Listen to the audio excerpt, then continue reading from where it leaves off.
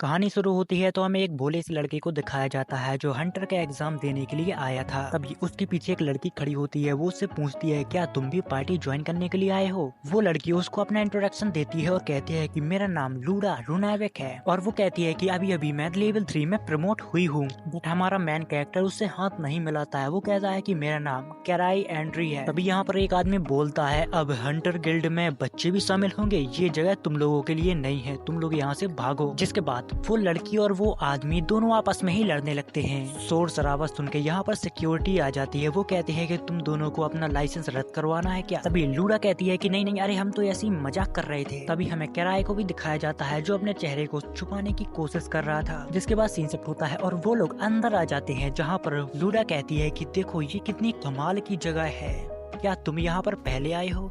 तभी एंड्री बताता है कि मेरा यहाँ पर 5वीं बार है। तभी लूडा उससे माफी मांगने लगती है और एंड्री उससे कहता है कि तुम्हें माफी मांगने की कोई जरूरत नहीं है, क्योंकि हंटर के लिए इसके लिए सब कुछ होती है। जिनके पास टैलेंट होता है वो अपना नाम चढ़ाते हैं और आगे बढ़ते हैं, और जिनके पास कुछ भी नहीं होता वो छोटे छोटे मौकों को पकड़ते हैं। तभी हमें आर्क ब्रेक के मेंबर को दिखाया जाता है जो यहाँ की सबसे अच्छी पार्टी होती है। यहाँ पर जो बंदा बैठा होता है उसका नाम आर्क रोडेन होता है। अगर उसने किसी को एक्सेप्ट कर लिया तो महान हंटर बनने का सपना उसका पूरा हो सकता है। जहाँ तक उनकी बात है कि उनने कई सालों से किसी भी नए मेंबर को एक्सेप्ट नहीं किया, और ये लोग कुछ साल पहले ही कैपिटल में आए थे, पर अपने जबरदस्त टैलेंट के साथ इनने कैपिटल में एक अपनी अलग ही पहचान बना ली है। और उनकी पार्टी का नाम ड्राइविन सोल्स है। मार्केट में सबको पता चला कि ग्रीवर्स अपने साथ कुछ नए मेंबर को लेना चाहते हैं, इसलिए यहाँ पर इतनी सारी भीड़ लगी हुई थी, क्योंकि सब कोई चाहता है कि उनके साथ वो जुड़े और उनकी पार्टी के साथ शामिल हो पाए।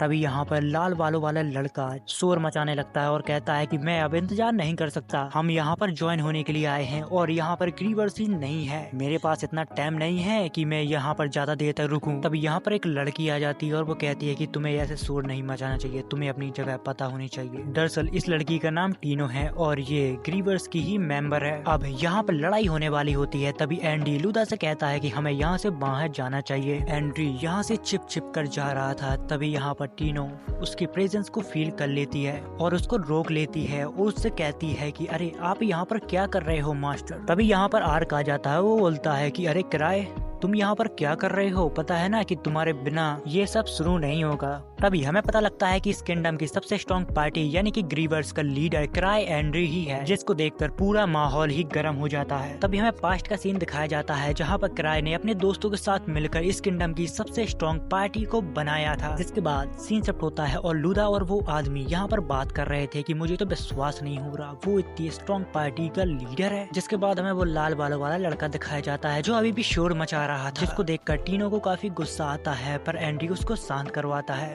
और कहता है कि तुम्हारा लेवल 4 है पर फिर भी तुम किसी पार्टी के साथ नहीं हो। दरअसल इस लड़के का नाम गिलबर्ट होता है। किराए यहाँ पर सोचता है कि मैं लोगों को पहचानने में बहुत ही बेकार हूँ, इसलिए मैं इनको इनके लक के ऊपर छोड़ देता हूँ, जिसका लक होगा वो खुद ही शामिल हो जाएगा। जिसके बाद वो अपनी एक अंगूठी को निकालता है और पब्लिक के बीच फेंक देता है और कहता है कि जिसको ये अंगूठी मिलेगी उसको मैं रिकमेंड करूंगा। बट किसी को अंगूठी मिल पाती इससे पहले ही टीनो मैदान में उतर जाती है। जिसके बाद यहाँ पर अफरा तफरी का माहौल बन जाता है। मौका देखकर किराए चुपचाप यहाँ से निकल जाता है। जिसके बाद हमें अगले दिन का सीन दिखाया जाता है जहाँ किराए की वजह से पूरा हंटर एसोसिएशन तबाह हो जाता है, जिस वजह से किराए को बुलाया जाता है, जहाँ पर किराए उनसे माफी मांगता है। वो बोलता है कि मैंने रोकने की पूरी कोशिश की पर मैं भी क्या करता, लोग पूरे बावले हो चुके थे। तभी यहाँ पर एक लड़की खड़ी होती है। वो किराए से बोलती है अरे तुम्हें शांत हो जाना चाहिए और तुम्हें इनको इतना डांटना नहीं चाहिए। तभी वो टैटू वाला आदमी बोलता है कि अरे मैंने तो अभी उसको डांटा ही नहीं। तभी वो आदमी एक काम के बारे में उसको बताता है और किराए उसको बताता है कि अरे अब तुम क्या मुझसे चोरी करवाना चाहते हो? पर उससे ज्यादा ये एक रेस्क्यू मिशन होता है। किराए इस मिशन को थोपने के लिए आर्क के पास जाता है पर उसको आर्क मिलता ही नहीं है। काफी देर पहले नोबल्स का बुलावा आया था, उसी के साथ वो चला गया।